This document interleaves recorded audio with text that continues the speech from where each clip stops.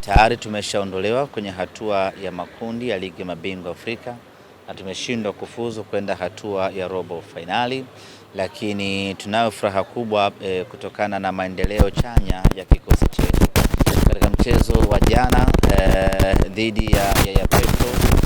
Kikubwa ambacho tulikuwa tunatafuta ilikuwa ni kuweka heshima katika michuano hii ya ligi mabingwa. Ndiyo tumetolewa, lakini tusitolewe kidhalili, kinyonge, kiasi kwamba ikitokea mtu akiangalia msimamo anasema hii timu kweli mwaka huu ilikuwa imechoka. Kwa hiyo tulikwenda kwa namna hiyo, na of course mechi kipindi cha kwanza haikuwa kwetu. Wapinzani wetu waliweza kunufaika na makosa mengi ambao tuliyafanya, wakaweza kupata bao, lakini baadaye kipindi cha pili mwalimu Steven Becker akafanya mabadiliko ya wachezaji na akaingiza wachezaji ambao waliamsha mechi na kuifanya mechi kuwa hai, licha ya kwamba tulikuwa pungufu kwa kadi nyekundu ya nahodha wetu Shomari Kapombe, lakini wachezaji waliweza kusimama still na hatimaye tukaweza kupata sare ya bao 1-1. Sisi kwetu ni matokeo mazuri sana, yametuongezea confidence. Kwa sasa tuko nje ya mashindano, tunachokifanya ni kukamilisha ratiba, lakini tumeshaanza maandalizi ya kushiriki ligi mabingwa msimu ujao. Na unaanzaje maandalizi ya ligi mabingwa? Ni kwa kucheza mechi za ligi mabingwa. Kwa hiyo mechi yetu ya jana dhidi ya Petro, mechi yetu ya mwisho dhidi ya Stade Malien, yote hayo ni maandalizi ya ligi mabingwa msimu ujao. Timu yetu inatupa faraja kubwa namna ambavyo imebadilika, hasa kiuchezaji, kiufundi, na kila mtu ni shahidi. Hatujapata matokeo katika mchezo jana kwa maana ushindi, lakini unaiona ile performance, unaiona tunapata sare. Huko nyuma mechi za awali ilikuwa hata kupata sare ilikuwa ni changamoto, lakini unaona tunacheza mechi dhidi ya Esperance, tunakwenda tunapata sare, baada tena Esperance kuchomoa na kwenda kucheza mechi na Petro tunapata sare, kipindi cha pili timu ikiwa hai kweli kweli. Sisi kwetu ni mafanikio makubwa na inatupa mwanga ya kwamba tunakoelekea tuna nafasi kubwa na nzuri ya kufanya vizuri. Ni kama watu waliwakatia tamaa, lakini mnao uwezo wa kuzipata alama 5 kwenye kundi lenu mpaka sasa. Mechi yetu ya mwisho dhidi ya Stade Malien tuna uhakika wa kupata ushindi, japo ni ngumu. Stade Malien ambaye pengine watu walimchukulia poa, lakini ameonyesha kwamba ni mpinzani wa kweli na ni timu ya tofauti, na ndo mtu pekee ambaye mpaka sasa ameshafuzu kwenye kundi letu akiwa na idadi kubwa ya pointi. Kwa hiyo sio mpinzani wa kubeza, lakini tunaamini katika uwanja Benjamin Mkapa tutakwenda kupata ushindi. Sera yetu ni ile ile tu ya kwamba huwa hatupotezi mara mbili dhidi ya mpinzani mmoja kwenye kundi. Yaani ukitufunga kwenu tutakufunga kwetu, ukitufunga kwetu tutakufunga kwenu. Yaani imeshindikana sana ukiwa mgumu, basi tutaambulia hata sare. Lakini kwa Stade Malien tunao uhakika mkubwa wa kupata ushindi kutokana na improvement ya kikosi chetu. Kwa hiyo tunao uhakika wa kupata alama 5. Sio muhimu sana alama 5 kwa sababu hata tukizipata hakuna kitu kinatuongezea, lakini tunakuwa tumemaliza kundi letu kwa heshima ambayo inatupa faraja sisi wenyewe wana Simba. Muda mchache ulimuona Josephine Loemba kwenye mchezo dhidi ya Petro Atletico de Rwanda, pia umetosha kwa baadhi ya watu kuamini katika Loemba amepata nafasi yake ya kwanza katika mchezo wa jana na ameonyesha uwezo mkubwa sana. Yeye ndo alikuwa game changer katika mchezo ule, namna ambavyo alikuwa anachezesha timu, namna ambavyo alikuwa anaitoa timu chini kuipeleka juu, namna ambavyo alikuwa na maelewano makubwa na wachezaji wenzie, namna ambavyo baada ya kuingia akawa ni mhimili muhimu katikati ya uwanja, anachukua mali kwa Chama anapeleka juu kwa kina Oura. Kusema kweli imeonyesha ni kwa namna gani Simba tumefanya usajili bora katika dirisha dogo. Katika dirisha dogo msimu huu hakuna hata mchezaji mmoja wa kuchomelea. Wachezaji wote ambao tumewasajili dirisha dogo ni usajili wa kiwango cha hali ya juu kweli kweli. Na ndio maana kwa jeuri pana tunasema kwamba kama group stage ya Champions League ingeanza hivi sasa, Mnyama alikuwa ana qualify kwenda robo finali, tena ana qualify kwa kushinda mechi zote 6. Yaani tunge qualify na alama 18. Hilo halina ubishi wa aina yeyote, kwa sababu timu ya namna hiyo tunayo, na timu hiyo tunayo ni kutokana na maingizo mapya wakina Ino Luemba, wakina Anicet Oura, wakina Libase Geye wamekuja kuibadilisha timu yetu kwa kiasi kikubwa sana. Luemba dakika 30 alizocheza jana imetosha dunia kutambua ni mchezaji wa aina gani. Nilikuwa pale uwanjani, wale wa Angola wanazungumza pale uwanjani, wanasema yule mchezaji ni mchezaji hatari. Wanazungumza Kireno lakini wanasema yule mchezaji, siwaelewi lakini wanasema yule mchezaji aliyeingia kasuka rasta ni mchezaji hatari, atawaua wachezaji wetu, namna ambavyo alikuwa anafanya bala kubwa. Na kwa hili lazima tuwapongeze wachezaji wetu kwa kuwa na scouting ya hali ya juu kuweza kumleta Luemba, lakini kumshukuru vile vile na kumpongeza J Root kuweza kukamilisha ahadi yake, na ahadi yake haijaenda tu kiholela, imeenda kwa mchezaji wa maana kweli kweli ambaye amekuja kuleta tumaini kubwa na jipya ndani ya Simba Sports Club. Angola semaje wamefikia kusema hatua hiyo? Mechi ya KMC ndio itakuwa balaa zaidi. Kama atapata nafasi tarehe 11 Watanzania watashuhudia mchezaji ambaye hawajawahi kumuona tangu taifa letu limeumbwa.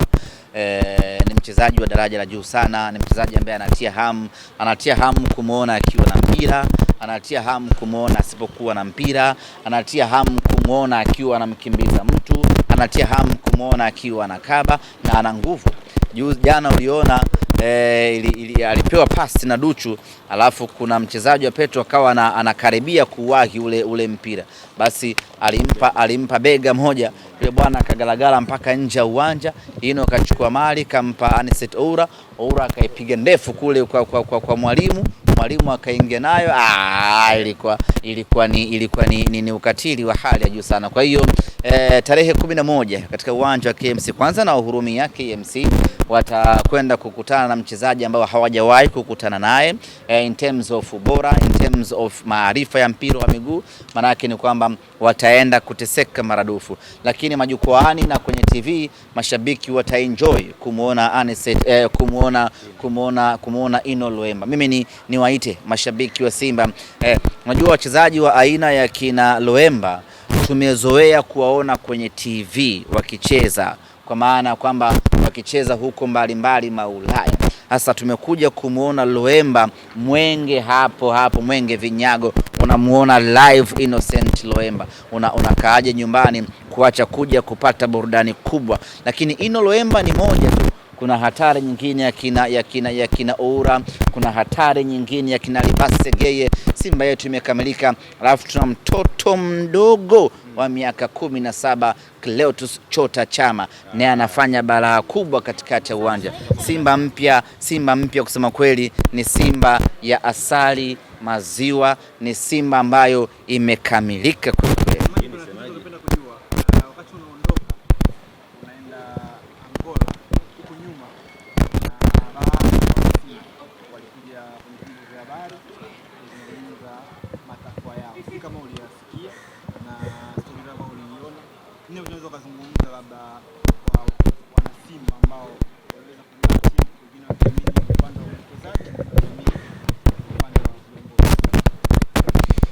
Kwanza nitoe rai, nitoe wito, nitoe ombi na nitoe agizo vile vile.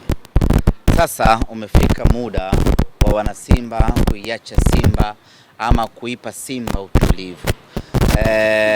Kuipa Simba utulivu ili iweze kujipanga na kufanya vizuri, hasa katika mashindano ambayo yako mbele yetu.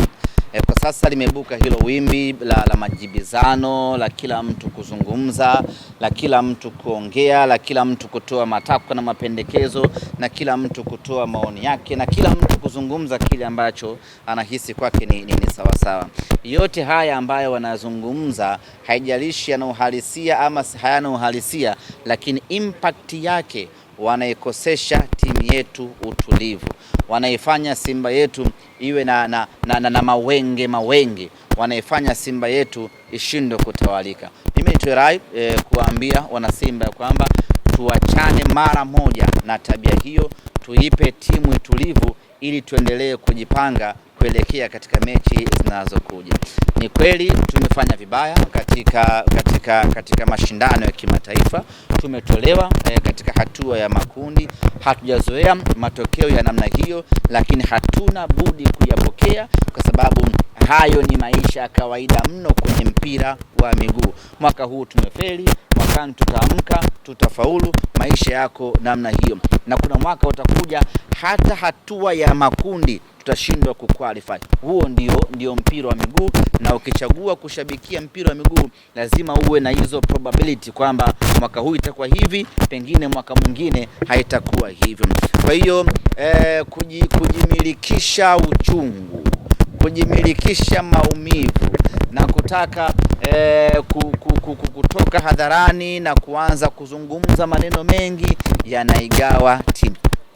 yanaigawa timu yetu, lakini kubwa zaidi ama mbaya zaidi ni kwamba tunaikosesha timu yetu utulivu. Inawezekana Shomari akawa amezoea mambo kama haya na akachukulia kawaida, lakini kwa hawa wachezaji wageni wanaona hii sio sehemu salama. Kwa walimu wetu wageni wanaona hii sio sehemu salama, sehemu ambayo ina makelele mwanzo mwisho, sehemu ambayo kila mtu anazungumza. Sasa hatuwezi kuwa na timu ya mpira wa namna hiyo. Mimi ombi langu, agizo langu na rai yangu kwa wana Simba, sasa inatosha, tucheze mpira, tuiache timu ifanye mambo yake. Mapresi, maoni, kila kitu sasa tuyaache, timu icheze mpira. Bado tunaona nafasi kubwa ya kufanya vizuri katika mashindano ya kimataifa. Tunao nafasi kubwa ya kufanya vizuri katika ligi ya ndani pamoja na kombe la shirikisho la CRDB. Tuwekeze nguvu huko, timu yetu iende ikapate mafanikio katika ligi hiyo. Lakini tukiwekeza nguvu kwenye na hapa hatupiganii nani bora, nani yuko sahihi. Hapa tunapigania maslahi ya Simba Sports Club. Na wale wote ambao aidha wanafanya hivyo kwa kujua ama kwa kutumika, basi watambue ya kwamba anayeathirika namba moja katika vita yao hii ni Simba Sports Club. Sasa lazima wachuje kitu gani wanazungumza, lazima waangalie kitu gani wanakipeleka kwenye jamii. Na ukiangalia hizi kelele haziji kwa bahati mbaya.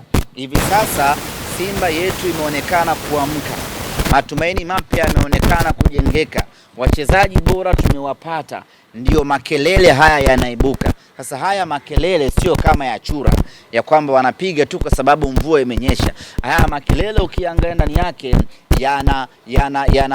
yana mpango mkakati ndani yake. Sasa inawezekana wale wanaopigishwa hizo kelele hawajui kama wanatumika vibaya, hawajui kama walio nyuma yao wanataka kuisambaratisha Simba Sports Club, kwa sababu Simba sasa imejipata, ina wachezaji wazuri, ina timu ya sawa.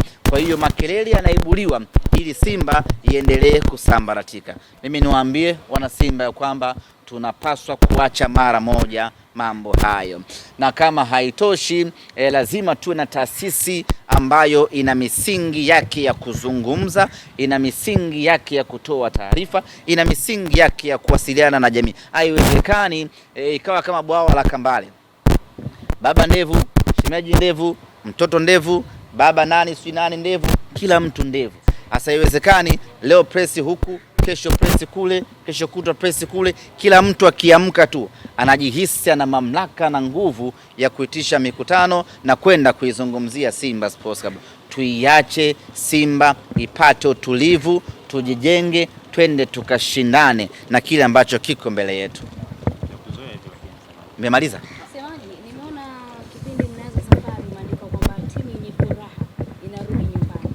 Hiyo ina maana gani? Sisi tuna furaha kwa sababu tumeshindwa kufuzu kwenda hatua ya robo finali. Of course inatumiza kwa timu kubwa aina ya Simba. Wanatuliza wenzetu akina Al Ahly, imekwaje wazee? Sisi tuna group letu la timu 5 bora. Yes, umeona bana. Kwa hiyo tunaulizana bana, vipi mzee mwenzangu? Bana, mwaka huu mambo yamenikataa hapo, wajipange kwa ajili ya msimu ujao. Kwa hiyo inatumiza kushindwa kuqualify kwenda hatua ya robo finali. Lakini tunao furaha kwa sababu katika maisha kitu muhimu ni kupiga hatua kwenda mbele. Ukiangalia Simba iliyocheza mechi za kwanza za hatua ya makundi na Simba ambayo inacheza mechi hivi sasa ni Simba mbili tofauti. Hiyo ndiyo ambayo inatupa sisi furaha na matumaini ya kwamba pamoja na kwamba tulianza vibaya, lakini tunamaliza vizuri, na huu mwisho mzuri ndiyo ambao tunajipanga nao sasa kuelekea katika msimu unaokuja pamoja na mashindano ambayo yamesalia mkononi mwetu hivi sasa. Kwa hiyo peke yake inatupa faraja na matumaini na furaha, kwa sababu progress ya kikosi chetu inaonekana. Nini? Hata najua. Unajui?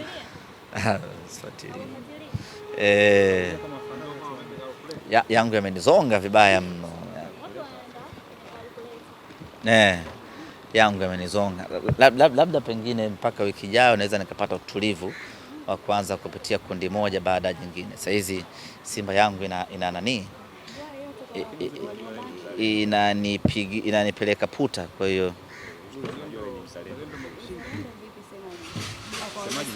Semaji ni mzalendo. Uzalendo tumekubaliana kwenye timu ya taifa, na kuna vijana wetu wanarudi leo futsal, wametoka kufanya unyama huko duniani. Kwenye club? Hapana. Kila mtu apambane na hali yake. Tupate mwakilishi mmoja au wawili wa ya mabingwa na shirikisho. Kuna robo finali. Wapambane. Sisi mwaka huu mambo hayajakuwa mazuri kwetu, kwa hiyo anayeweza apambane, nafasi iko wazi. Sisi hatuna nafasi. Kwa hiyo kama kuna mtu ana nafasi huko kwake, apambane. Apambane. Kilo safi ya Kwa nani? Wewe hujafuatilia kundi. Azam ana alama 9 mpaka sasa hivi. Okay. Yanga ana alama 5. Kwa hiyo hawa wawili wanapewa zaidi nafasi kwa sababu Singida jana amepoteza zile mbele ya Stellenbosch. Mbele ya CR Belouizdad.